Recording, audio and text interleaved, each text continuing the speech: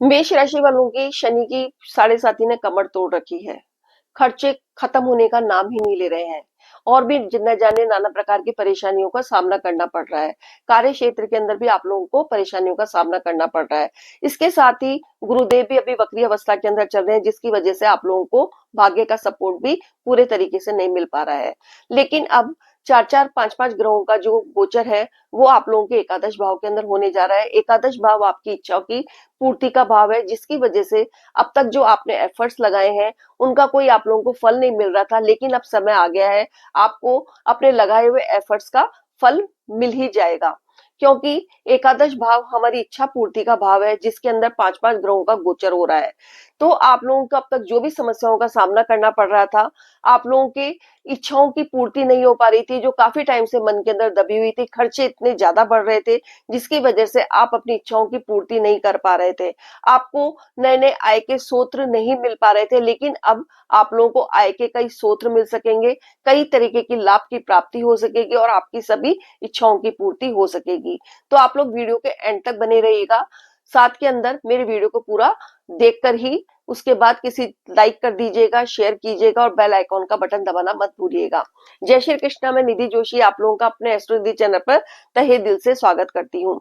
तो भाइयों और बहनों, मेरा जो ये राशिफल है ये लग्न, चंद्र और आपके बोलते नाम के ऊपर आधारित है। तो चलिए देर न करते हुए वीडियो की शुरुआत करते हैं। सबसे पहले हम बात करते हैं आपकी शिक्षा की। शिक्षा हमेशा पंचम भाव से देखी जाती है, जिसके स्वामी बनते हैं सूर्य देव, और पंचम भाव के अंदर सिंह राशि है, जिसमें केतु अभी विराजमान है, जो अक्टूबर तक रहने वाले हैं।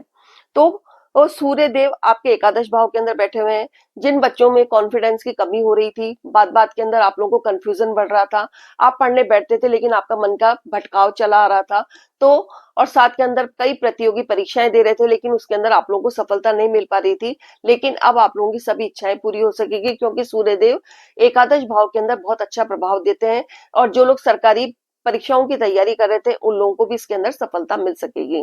थोड़ा बहुत राहु देव की वजह से मन का भटकाव रहेगा, थोड़ा भ्रम की स्थिति रहेगी, लेकिन उसके बावजूद भी आप लोगों के अंदर एक अजीब सा कॉन्फिडेंस देखने को मिलेगा अपनी स्टडी के प्रति। उसके बाद बात करते हैं आपके रिलेशनशिप की। रिलेशनशिप भी पंचम भाव से देखा जाता है, जिसके स्वामी बनते हैं सूर्य देव, जो कि आपके एकादश भाव के अंदर बैठे हुए हैं। साथ के अंदर शुक्र देव भी वहां पर बैठे हुए हैं। तो आप लोगों की रिलेशनशिप अभी बहुत अच्छी चल रही होगी। साथ के अंदर थोड़ा बहुत आप लोगों में मीन मेक निकालने की आदत और थोड़ी गलत फहमियों की वजह से रिलेशनशिप में कभी कभी तनातनी हो जाती होगी, लेकिन एकादश भाव के अंदर सभी ग्रहों का गोचर होने की वजह से आप लोगों को थोड़ा बहुत संयम रखना है, और साथ के अंदर जो भी आप गलतियां करते हैं, एक दूसरे को देख के गलतफहमी होती है, उनसे आप लोगों को थोड़ा अपने आप को दूर रखना है, तो आपकी रिलेशनशिप बहुत अधिक मजबूत हो सकती है। उसके अलावा बात करते हैं आपके वैवाहिक जीवन की। वैवाहिक जीवन हमेशा सप्तम भाव से देखा जाता है। सप्तम भाव के स्वामी बनते हैं शुक्र देव, जो कि आपके एकादश भाव के अंदर है। तो अभी आपके जो साथी हैं उनसे आपको थोड़ा फायदा रहेगा, उनसे कई तरीके की लाभ की प्राप्ति होंगी। यदि वो जॉब के अंदर है तो आप लोगों को काफी सपोर्ट मिलेगा, वो आपके लिए बहुत अच्छा वरदान सिद्ध होंगे और आप लोगों को कई तरीके की लाभ की प्राप्तियां करेंगे। आप दोनों का जो वैवाहिक जीवन है वो सुखमय रहेगा। अब बात करते हैं आपके भाग्य की। भाग्य के स्वामी बनते हैं गुरुदेव, जो कि अभी वक्री अवस्था के अंदर आपके तृतीय भाव के अंदर गोचर कर रहे हैं। तृतीय भाव अच्छा भाव नहीं माना जाता है, उसके अंदर गुरुदेव वक्री है। तो अभी आपको भाग्य का अपना पूरा सपोर्ट नहीं मिल पा रहा होगा, मिल भी पा रहा होगा तो उसकी गति बहुत ज्यादा धीमी होगी। लेकिन 11 मार्च के बाद जब गुरुदेव वक्री मार्गी हो जाएंगे, उसके बाद आप लोगों को आपके भाग्य का पूरा पूरा सपोर्ट मिलेगा, जो कि आपको वो लाभ की प्राप्ति कराने के अंदर बहुत ज्यादा सहायता करेगा। उसके बाद बात करते हैं आपके व्यापार की। व्यापार भी हमेशा सप्तम भाव से देखा जाता है, जिसके स्वामी होते हैं शुक्र देव, जो कि आपके एकादश भाव के अंदर बैठे हुए हैं। वहां पर पांच पांच ग्रहों का योग बना हुआ है, जिसकी वजह से अभी आप लोगों को व्यापार के अंदर उन्नति देखने को मिलेगी और आप लोगों ने जो भी प्लानिंग कर रखी है उसके अंदर आप लोगों को सक्सेस मिलेगी। राहु देव की वजह से थोड़ी बहुत आप लोगों को परेशानी हो सकती है, तो कोई भी यदि आप पेपर वर्क करते हैं या कोई बड़ा निवेश करते हैं तो थोड़ा सा सोच समझ कर करें तो आपके लिए बेटर रहेगा। उसके बाद बात करते हैं आपके करियर की। करियर हमेशा दसम भाव से देखा जाता है, जिसके स्वामी बनते हैं शनि देव, जो कि आपके द्वादश भाव के अंदर बैठे हुए हैं। और ये शनि की आप लोगों के ऊपर साढ़े साथी चले, तो आप लोगों के करियर के अंदर थोड़ा बहुत आप लोगों को परिवर्तन देखने को मिलेगा। खर्चे बहुत ज्यादा होंगे, लेकिन आप लोगों के पास आय के स्रोत भी बहुत कम होंगे। जो लोग जॉब परिवर्तन करने की सोच रहे थे, उनका जॉब का परिवर्तन करने के अंदर प्रॉब्लम्स आ रही थी, लेकिन अब वो शनिदेव द्वादश भाव के अंदर बैठने के बाद भी आप लोगों के जो करियर है उसके अंदर आप लोगों को उन्नति देखने को मिलेगी। अधिकारी वर्ग के साथ आपके संबंध अच्छे होंगे। साथ के अंदर जो लोग प्रमोशन की काफी टाइम से बहुत ज्यादा परेशान हो रहे थे, उन लोगों को प्रमोशन मिल सकेंगे।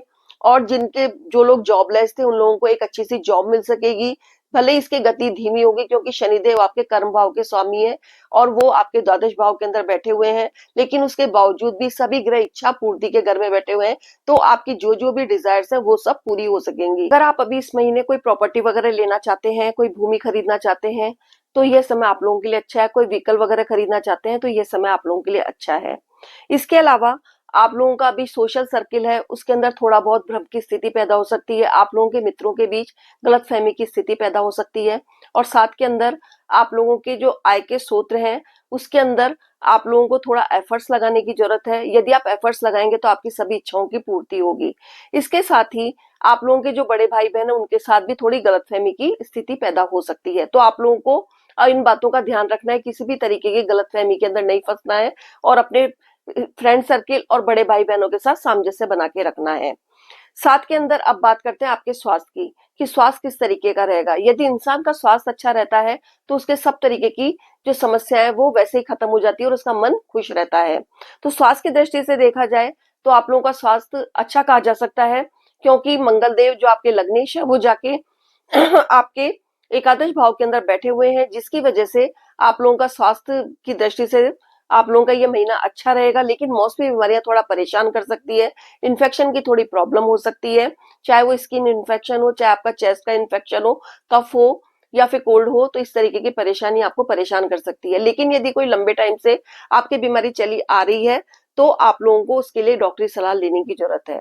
अब उपाय के तौर के ऊपर क्या किया जाए, जिसकी वजह से ये जो परेशानियां आएंगी उनको खत्म किया जा सके और उनसे थोड़ी इन परेशानियों को कम किया जा सके। तो उसके लिए आप लोगों को हनुमान जी की सेवा और आराधना नियमित रूप से करनी है। रोजाना आप लोगों को हनुमान चालीसा का पाठ करना है।